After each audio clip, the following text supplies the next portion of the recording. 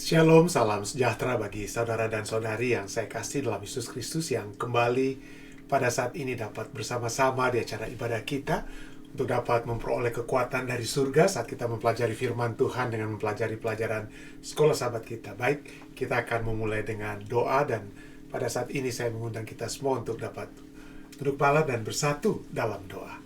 Bapa yang menukasi dalam takhta kerajaan surga, satu kesempatan indah kembali Engkau berikan kepada kami di permulaan minggu ini untuk dapat bersama-sama mempelajari firman-Mu. Kiranya firman ini akan terus menjadi kekuatan bagi kami dan kiranya Roh Kudus Engkau menuntun kami untuk dapat menghidupkan firman ini dalam kehidupan kami. Ubahlah kami Tuhan, jadikanlah kami anak-anak-Mu. Inilah doa dan permohonan yang hamba bawa dalam nama Yesus Kristus Tuhan dan Juru Selamat nebus kami. Amin. Pada saat ini kita akan pada sepanjang minggu ini kita mempelajari satu judul baru dalam upaya untuk bertumbuh dalam hubungan dengan Tuhan. Itu bicara tentang saat ini para pejuang doa. Minggu lalu kita bahas tentang bagaimana firman Tuhan itu akan membawa kita dalam satu hubungan yang semakin erat, dan sekarang adalah bagaimana doa-doa tersebut dan ayat inti kita dapat dalam Mazmur 116 ayat 1-2 katakan, Aku mengasihi Tuhan sebab Ia mendengarkan suaraku dan permohonanku. Sebab Ia menyendengkan telinganya kepadaku, maka seumur hidupku aku akan berseru kepadanya. Dia bukan mengatakan bahwa aku mengetahui pembahasan atau teologi khotbah tentang doa. Tidak. Dia tidak sedang berbicara tentang pemahaman-pemahaman tentang doa, catatan-catatan orang lain, tetapi dia mengalami sendiri. Dia memiliki satu pengalaman bagaimana Tuhan itu adalah Allah yang mendengarkan. Allah yang dalam kehidupannya telah menjadi Allah yang menjadi Allah yang selalu menjangkau pada saat dia menjangkau kepada Allah juga di dalam doanya Dan kita bisa lihat bagaimana ini penulis Mazmur ini, Daud ini, dia adalah seseorang yang telah memiliki satu kehidupan berdoa Satu kehidupan yang bukan pada saat ada masalah atau ada krisis baru dia tambahkan berdoa tersebut, tapi itu adalah bagian daripada kehidupannya, sudah menjadi bagian kehidupannya. Dan bagaimana dengan kita? Adakah kita hanya berdoa pada saat kita mau makan atau mau tidur cepat-cepat seperti gitu Bagaimana kalau kita memiliki satu doa yang lebih dalam, yang dalam hubungan yang lebih dekat, sebagaikan kita berbicara dengan orang lain. Mungkin tidak terbiasa, tapi mari coba kita biasakan. Ada seorang penulis Malcolm Gladwell dia menulis satu buku namanya Outliers. Dia menyatakan bahwa dibutuhkan waktu latihan sekitar 10.000 jam untuk mencapai tingkat penguasaan dalam bidang apapun, seperti main piano ataupun olahraga dan lain sebagainya. Untuk menjadi ahli itu kurang lebih 10.000 jam walaupun mungkin ada orang yang memiliki argumentasi yang berbeda dengan Malcolm Gladwell. Tapi ini dia poinnya adalah harus ada konsistensi. Konsistensi adalah satu-satunya cara untuk mengumpulkan jam-jam tersebut. Dan hal ini bukan sekedar soal meluangkan waktu, melainkan tentang terus-menerus mengasah keterampilan Anda dan menjadi semakin mahir dalam apa yang Anda kerjakan. Nah, itu dari segi apa? Dari segi musik mungkin, dari segi berkhotbah atau apapun yang lainnya. Tapi poinnya bagaimana saat kita membiasakan diri kita berdoa seakan-akan kita berbicara kepada Tuhan. Harus selalu kita lakukan, kita mulai Konsistensi itu layaknya bagaikan bola salju, snowball yang menggelinding menuruni bukit. Pada awalnya bola itu mungkin kecil dan bergerak lambat mungkin kita lupa dan sebagainya untuk berdoa seperti berbicara kepada seorang sahabat Namun seiring dengan waktu dia terus menggelinding, dan makin lama bola salju itu akan mendapatkan momentum dan semakin membesar. Dan inilah hal yang dapat kita lihat dari tokoh-tokoh Alkitab. Dan 3 tokoh Alkitab yang kita akan pelajari sepanjang minggu ini, yaitu pertama adalah Daniel, kemudian Henokh, dan kemudian itu Musa. Tapi pada saat ini mari kita lihat Daniel, judul pada hari ini adalah Daniel yang setia. Pertanyaannya, apa yang membuat seseorang seperti Daniel itu setia? Apakah karena melakukan satu keputusan besar, ada satu momen viral, momen yang terbesar dalam hidupnya, satu tindakan heroik? Tidak, tidak seperti begitu. Kalau kita lihat kata setia ini berhubungan dengan pendiriannya dan konsistensi dalam untuk menegakkan pendirian tersebut dengan hubungan pribadinya dengan Tuhan. khususnya di dalam doa. Nah, mari kita lihat konteksnya ya. Daniel itu bukan, dia keturunan bangsawan ya, tapi dia bukan berada dalam keadaan di yang enak-enak begitu saja ya. Kalau kita baca dalam Daniel 1, dia itu adalah tawanan. Kerajaan Yehuda itu dengan rajanya Yoyakin jatuh ya, ditawan, dibuanglah berapa? Dibuanglah mereka itu ke Babel setelah berapa lama dikepung ya. Pada saat itu mungkin Raja Babel katakan, wah ini Allah kami, Marduk ya Allah kami ya, Allah Bel kami ini telah mengalahkan adanya orang-orang Yahudi ini. Tetapi sesungguhnya firman Tuhan katakan Tuhan yang menyerahkan ya. Kadang-kadang ada yang harus terjadi, Tuhan izinkan. Tuhan izinkan agar umatnya itu dapat mempelajari atau memperoleh pelajaran karena keberdosaan mereka yang begitu hebat terhadap Tuhan. Tuhan mau menolong mereka, mereka tolak terus. Oke, akhirnya Tuhan bilang, oke. Tuhan menyerahkan ya. Dibawalah perkakas, dan bukan hanya perkakas dibawa ke dalam perbendaharaan di Babylon. Kalau kita lihat dalam Daniel 1 2, tapi juga beberapa orang ya. Beberapa orang seperti Daniel itu kemudian apa? Sebagai keturunan raja dan kaum bangsawan, kemudian mereka itu dibawa untuk dididik ya, diajarkan kepada kebudayaan orang-orang apa? Orang-orang Babylon, Kasdim ya, orang-orang Kasdim ya. Kenapa? Karena orang Kasdim pikir kalian sudah kalah, Allah kalian kalah ya, kebudayaan kalian kalah ya. Jadi itulah sebabnya mereka diajarkan lagi tulisan dan bahasa orang Kasdim. Itu bukan berarti Daniel itu buta huruf ya. Dia tidak sama sekali. Tapi itulah, mau digantikan kebudayaan Yahudi menjadi kebudayaan orang Babylon ya. Dan dia akan dididik selama 3 tahun ya. Daniel 1 ayat 5 katakan mereka akan dididik selama 3 tahun. Kata dididik, kata gadal ya, itu adalah menjadi apa? Dalam bahasa Aramaik itu menjadi besar. Untuk menjadi besar, menjadi apa? Great ya. Dengan kata lain, mereka dianggap kecil. Kebudayaan orang Yahudi itu dianggap kecil. Allah Yahudi saja kalah ya, jadi dianggap kecil. Sekarang kebudayaan itulah yang diagungkan, kebudayaan Babylon. Jadi kalian itu harus dididik kembali, diindoktrinisasi yang ada dalam otak kalian itu harus dirubah ya. Dan bukan itu saja, bukan Allahnya yang kalah, kebudayaannya yang kalah, identitas orang-orang Yahudi itu dianggap kalah. Ya, nama Daniel itu ada hubungan dengan Elohim, nama Allah ya. Tapi itu harus diganti menjadi Beltsasar, karena dihubungkan sekarang gantinya Allah, tapi Yahweh dan Allah dan lain sebagainya, nama-nama Yahudi itu ya, itu diganti ya. Strategi Babylon itu bukan hanya menaklukkan tubuh, melainkan juga membentuk ulang pikiran mereka. Pendidikan ya, dalam pendidikan pola pikir Babylon, apalagi pola makan, yang kita akan lihat makanan raja, dan khususnya ini identitas kita lihat ya. Nama baru diberikan, nama yang tadinya ada berhubungan dengan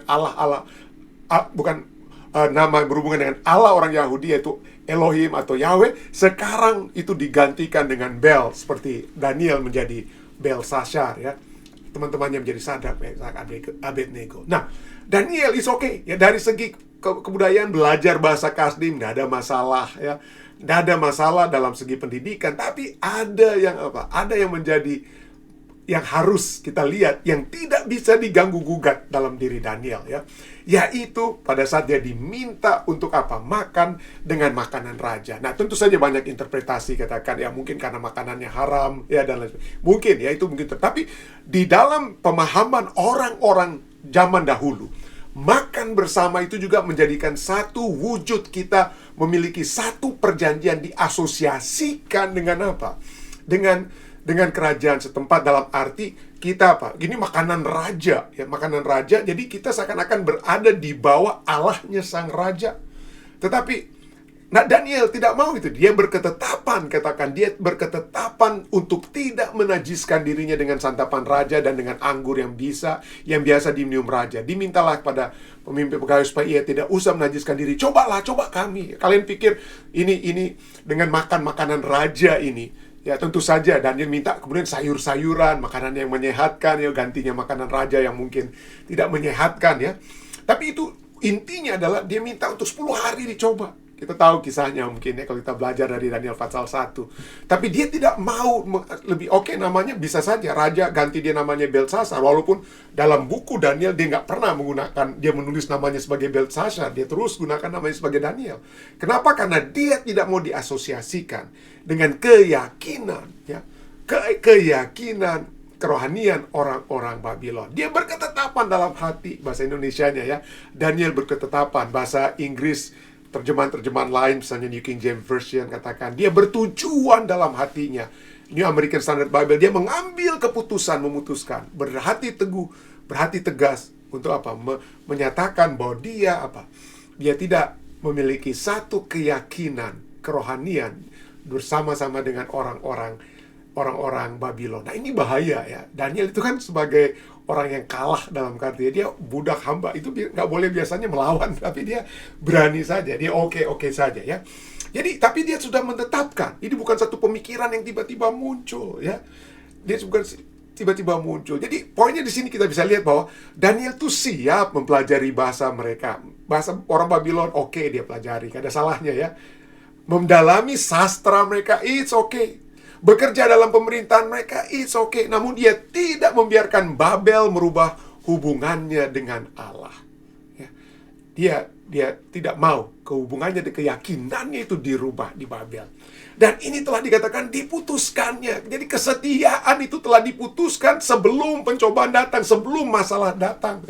Dia bisa dapat masalah karena keyakinannya ini, tapi dia tidak takut untuk masuk dalam bahaya karena keyakinan tersebut. Nah, kemudian kita coba lihat kenapa, apa yang menyebabkan ya, apa yang membuat Daniel itu kok bisa konsisten, berani mati, ini kata lain ya, berani mati untuk keyakinannya.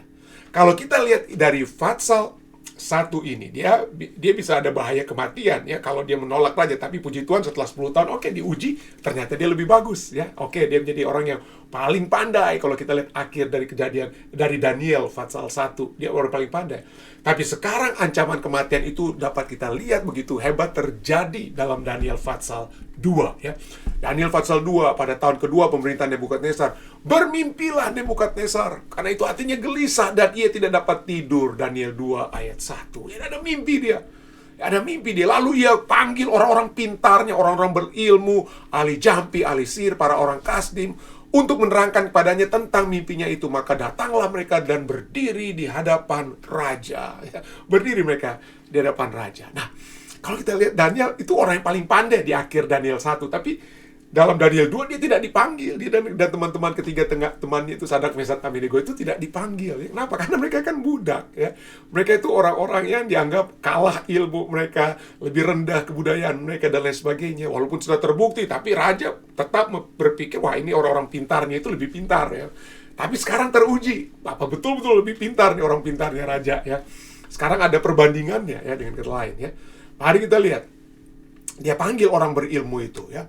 Lalu kata mereka ya, kata raja kepada mereka, aku bermimpi, Daniel 2:3, hatiku gelisah karena ingin mengetahui, memiliki pengertian, understanding bahasa Inggrisnya, mengetahui arti mimpi tersebut. Jadi dia minta kalian kasih tahu ini mimpi saya. Wah, kalau kita lihat ini salah satu fatsal yang salah satu pasal di kitab Daniel yang cukup panjang ya, ada 49 ayat di situ. Tapi kalau kita lihat strukturnya, kita bisa mendapati hal yang sangat indah. Ada struktur kiastik ya. Struktur kiastik yang kita dapat lihat melalui apa? Ada adegan, ada 5 adegan. 5 adegan dalam kitab Daniel 2 yang berdasarkan adanya tokoh-tokoh yang sedang berbicara dan juga lokasi mereka berbicara. Nah, mari kita lihat satu-satu ya. Ada 5. Ini panjang sekali, tapi kita coba lihat yang ringkasannya ya. Pertama kita lihat Nebukadnezar itu panggil orang bijak kan,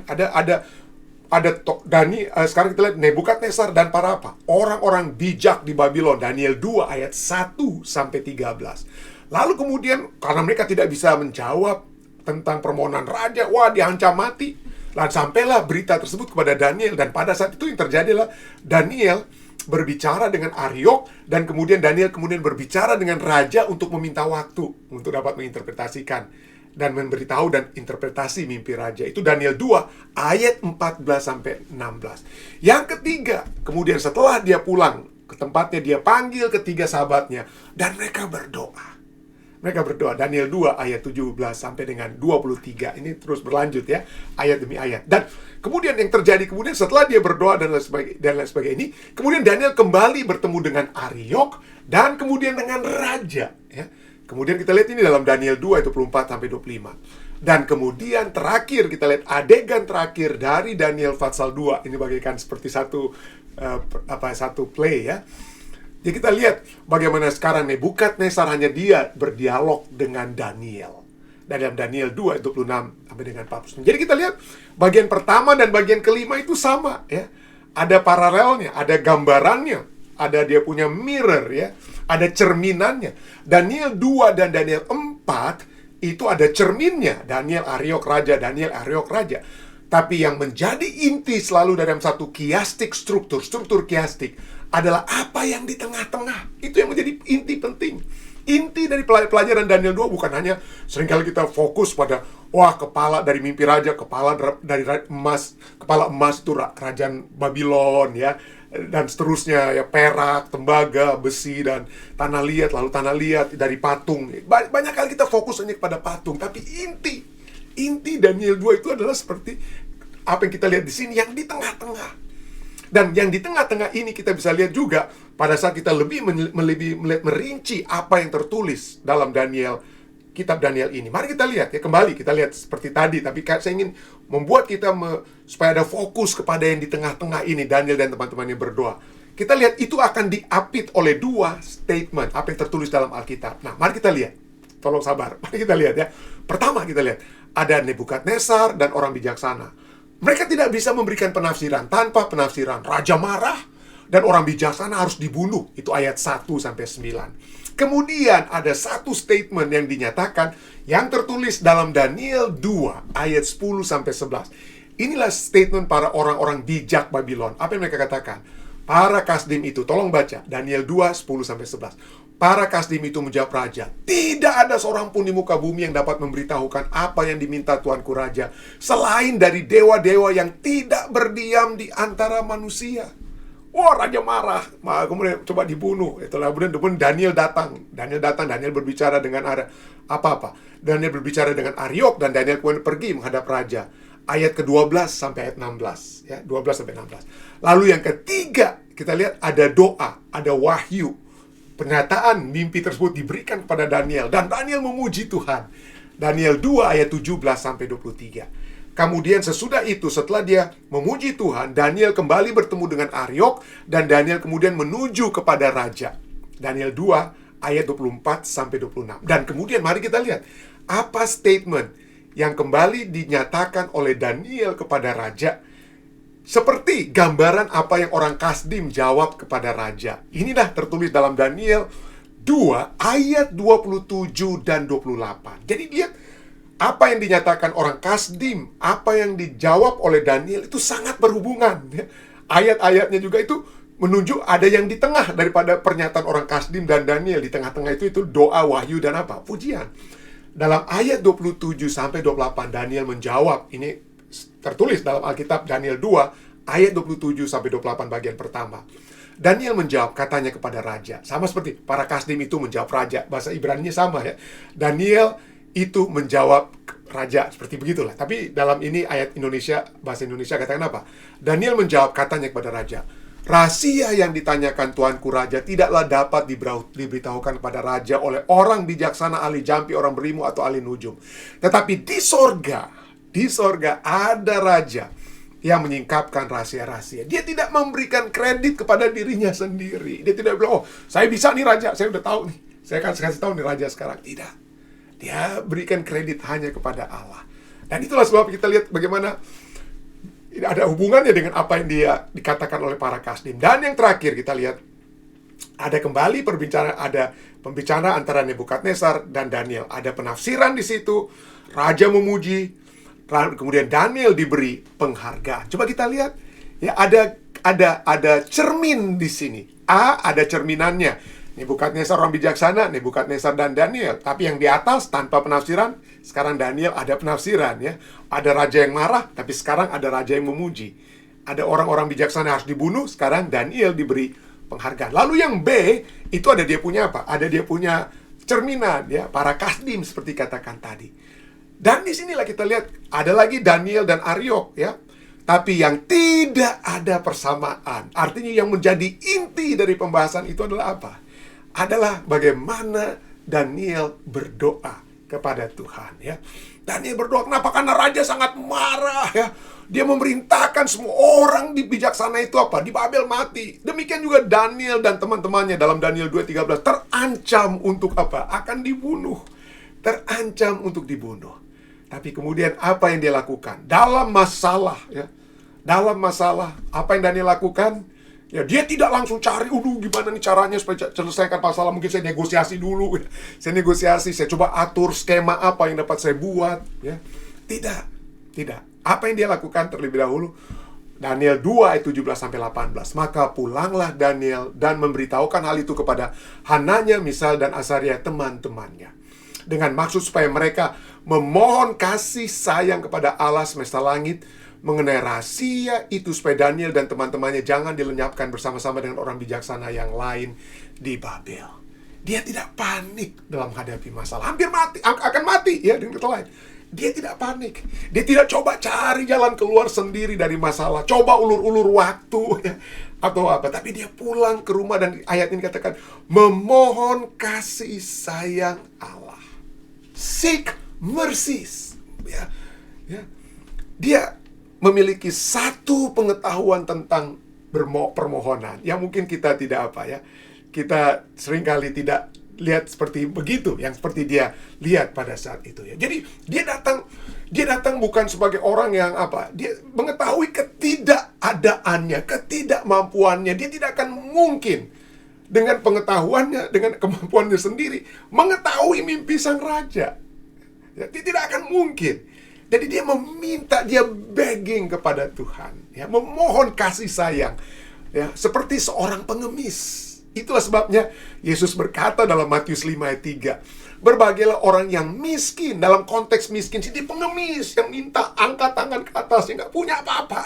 Tanpa engkau berikan sesuatu, saya tidak punya apa-apa.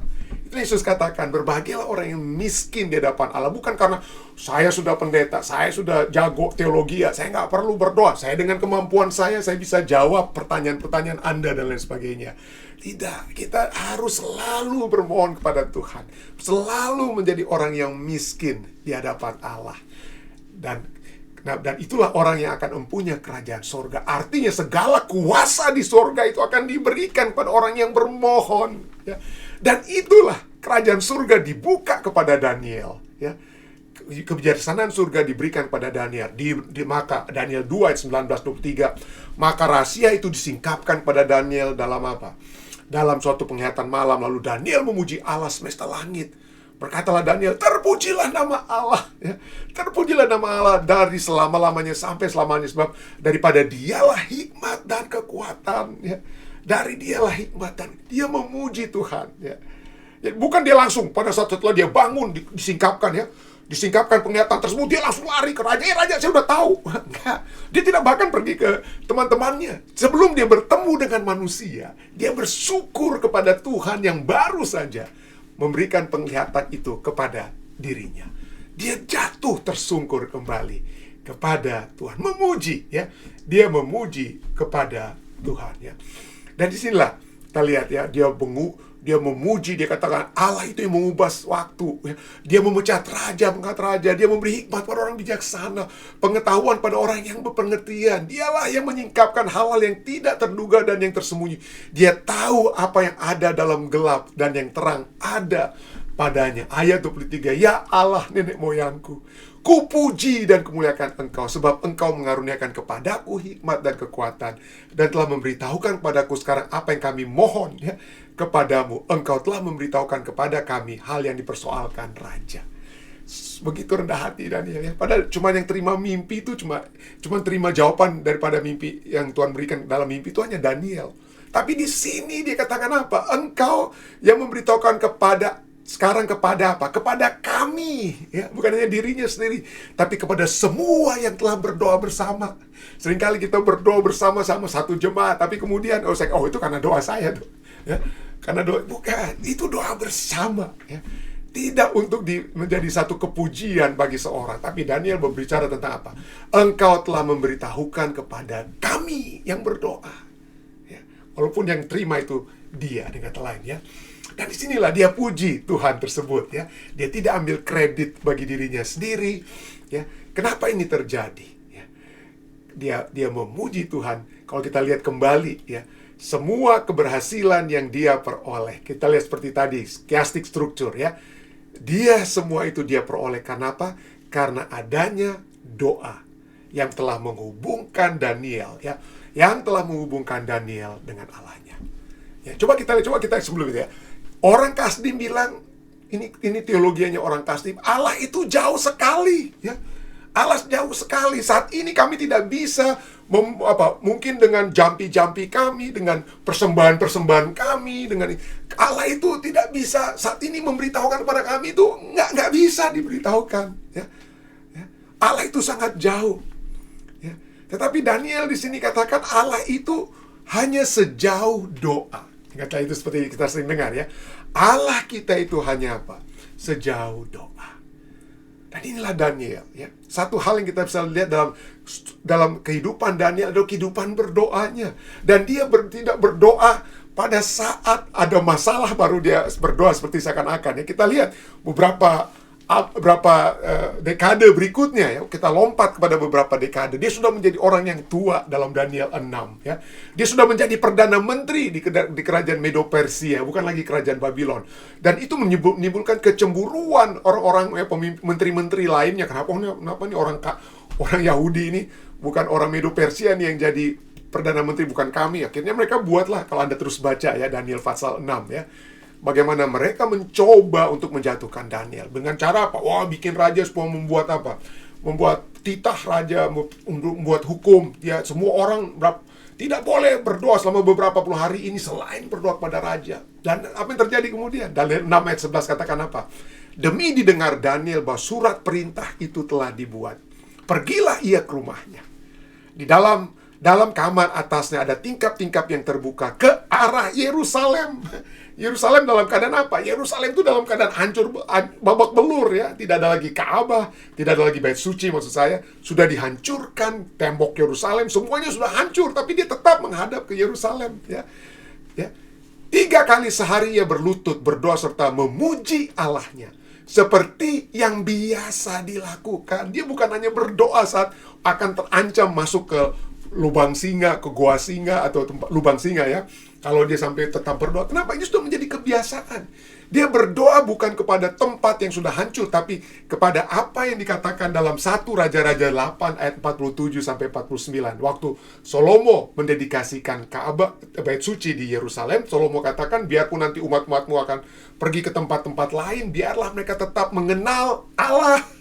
Allah yang apa? Yang ada, yang simbolnya itu ada di tengah-tengah Ka'bah. Jadi betul, Yerusalem, bait suci di Yerusalem itu sudah hancur, tetapi Allahnya bait suci itu tetap ada, tetap menjadi bagian kehidupan daripada Daniel. Makanya dia terus berdoa, bukan karena menghadap tempat yang sudah hancur, bait suci yang sudah hancur, tapi karena ada Allah bait suci yang memiliki janji-janji. Dia tahu ada janji untuk kembali pulang. Jadi dia ingin tetap memiliki hubungan dengan Allah ya.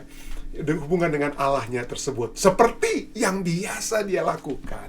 Ini doa itu adalah satu kebiasaan, konsistensi kehidupan yang selalu ada. Dan dia tidak malu-malu untuk menyatakan, walaupun terancam untuk dimakan singa sekalipun ya, dimakan singa. Itu sudah terbiasa dia berdoa secara pribadi. Itulah sebabnya satu statement bisa kita lihat ya, sebelum adanya kemenangan di publik, sebelum dilihat, maka harus ada keyakinan pribadi ya. Berketetapan dalam hatinya, seperti waktu dia masih muda, sama seperti dia tua, dia berketetapan dalam hatinya, apapun yang terjadi, saya ingin terus berhubungan dengan Allah saya ingin memuji Allah, saya ingin terus berbakti kepada Tuhan, karena kasih setianya itu nyata dalam kehidupannya. Saya hampir mati waktu dengan Raja Nebukadnezar ya, berapa puluh tahun yang lalu. Sekarang pun walaupun saya diancam untuk mati, saya tetap percaya dengan Allah saya ya. Saya tetap percaya Allah. Itulah sebabnya perlu kita harus, sebelum kita memiliki kekuatan dalam berdoa, miliki keyakinan dalam hati kita ya. Jangan supaya berdoa supaya dilihat orang saya atau bukan gitu ya. Tapi biarlah kita memiliki keyakinan dalam diri kita. Itulah sebabnya satu statement sini katakan Anda atau kita, kamu adalah dirimu yang sebenarnya saat tidak ada seorang pun yang memperhatikan. Kenapa? Itu keyakinan dalam hati. Kesetiaan Daniel itu telah apa? Diputuskan sebelum pencobaan datang. Tidak takut kepada pencobaan dalam Daniel 2. Karena dia telah memutuskan dalam hatinya. Dia tidak takut untuk masuk dalam kandang singa sekalipun, atau lubang singa, atau ya, tempat singa berada. Kenapa? Karena dia sudah tetap putuskan. Dan doa itu, saudara-saudara, bukan hanya pada saat kita berada dalam masalah, kita tambahkan kehidupan berdoa kita. Mari kita lakukan sejak sekarang. Percaya dengan satu keyakinan, kita terus mengingat apa yang Tuhan sudah lakukan dalam kehidupan kita. Saat kita terus berdoa, mari kita tingkatkan terus. Maka pada saat kita datang ya kepada Tuhan, maka kuasa surga itu dapat apa ya? Dapat menjadi bagian kita seperti itu telah menjadi bagian Daniel. Itu dapat menjadi bagian. Itulah sebabnya kita jangan berpikir berdoa nanti kalau ada masalah. Bukan, sebelum datang masalah. Yesus menegur 3 muridnya yang sedang tertidur waktu dia berdoa ya. Apa Yesus katakan? Berjaga-jagalah dan berdoalah, Yesus katakan ya. Supaya kamu jangan jatuh ke dalam pencobaan. Roh memang penurut, tetapi daging itu lemah. Di sini katakan apa? Watch and pray bahasa Inggrisnya. So that you will not. Jadi bukan apa? Pada saat kita masuk dalam masalah baru kita berdoa. Tidak, berdoa dulu sebelum ya. Sebelum ya, supaya kita tidak nantinya jatuh, dengan kata lain. Supaya jangan nantinya jatuh. Jadi berdoa dulu sebelum masalah itu datang. Biar itu menjadi satu apa? Pola hidup kita ya. Apakah kita tidak punya waktu? Nggak ada waktu, atau mungkin masalahnya bukan tidak punya waktu, tidak punya prioritas ya. Pelajaran sekolah sahabat kita diakhiri dengan satu pertanyaan.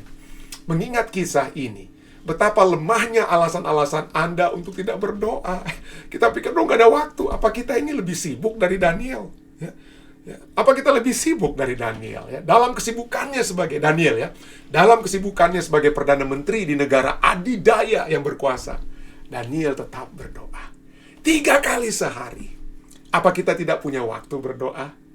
Daniel ya tidak mungkin, kalau kita mau bayangkan, mungkin tidak memiliki banyak waktu, namun dia tetap memiliki waktu, memprioritaskan waktu untuk berlutut 3 kali sehari. Kiranya kita dapat menjadi seperti Daniel ya, memiliki satu konsistensi untuk tetap berdoa, agar jangan kita memiliki keraguan-raguan, kelemahan saat masalah ataupun tantangan kehidupan itu datang kepada kita. Dan kita tetap yakin, kalau Tuhan sudah memimpin kita di waktu yang lalu, Tuhan yang sama akan memimpin kita saat ini. Saya bawa ini dalam nama Yesus. Amin. Mari kita bersatu dalam doa. Bapa yang berkasih dalam kerajaan surga, terima kasih. Engkau sudah mendengar segala permohonan-permohonan kami. Engkau sudah menjawab segala kebutuhan-kebutuhan kami di waktu itu lalu. Kami percaya Tuhan, Engkau adalah Allah yang hidup. Kami percaya Tuhan, Engkau adalah hanya sejauh doa. Hanya sejauh doa. Dan saat ini kami bersyukur kami dapat kembali mempelajari bagaimana kuasa-Mu nyata dalam kehidupan Daniel. Dan juga telah menjadi nyata dalam kehidupan kami di waktu itu lalu.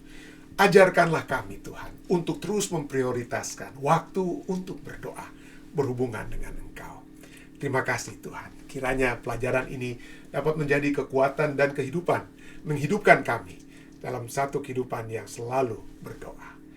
Berdoalah, hamba ingin berdoa bagi semua umat-umat-Mu yang sedang menundukkan kepala. Hamba ingin berdoa bagi saudara kami yang ada di Indonesia, seperti saudari Nisha Mande Dumas, Bapak Bambang Tiono. Kami berdoa kiranya Tuhan akan selalu menyertai mereka. Tuntunlah mereka Tuhan. Hamba-Mu juga ingin berdoa Tuhan bagi umat-umat-Mu yang ada di Amerika pada saat ini, yang ada di Philadelphia, keluarga daripada saudari Michi dan Evan, keluarga Tiolam. Kami berdoa bagi Michi, Evan, Marcelo, dan Michela. Kiranya penyertaan Tuhan selalu menjadi bagian mereka. Demikian juga dengan Ibu Marta Lam Kadoangko, Ibu Marta dan Bapak Asan Lam. Kami berdoa kiranya Tuhan akan selalu menyertai mereka. Berkati juga Jane Rononuwu ya, kiranya kekuatan surga juga akan selalu menyertai mereka. Dan berkati juga Ibu Kim yang ada di Philadelphia. Penyertaan Tuhan kiranya menjadi bagian. Demikian juga keluarga Sumendap Mandolang, kiranya Tuhan akan selalu menyertai Bapak dan Ibu ya, dan juga anak-anak dan cucu mereka. Kami cucu yang ada di Amerika, anak daripada Renald dan Philinda, Miracle, Tuhan kiranya menyertai mereka. Dan juga cucu-cucu dan anak yang ada di Indonesia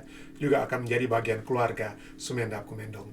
Terima kasih, Sumendap Mandolang. Terima kasih Tuhan, terima kasih. Kau sudah mendengar dan menjawab doa kami. Dan kiranya Tuhan penyertaan surga akan terus menjadi kekuatan bagi kami semua. Inilah doa dan permohonan hamba Tuhan yang hamba bawa. Hanya di dalam nama Yesus Kristus, Tuhan dan Juru Selamat menebus kami. Amin.